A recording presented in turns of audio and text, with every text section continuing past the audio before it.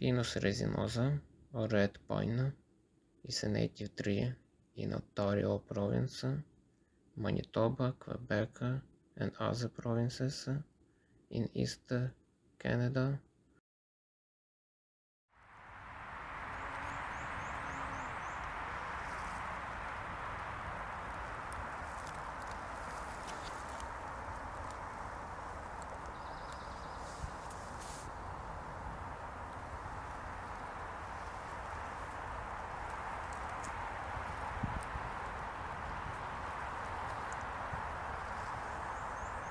Myosotis sylvatica, introduced species from Europe.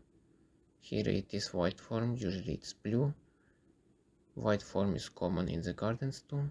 In Canada, Salix alba, introduced tree, becomes very common in Ontario province, present in Manitoba too, and other territories of North America in the United States.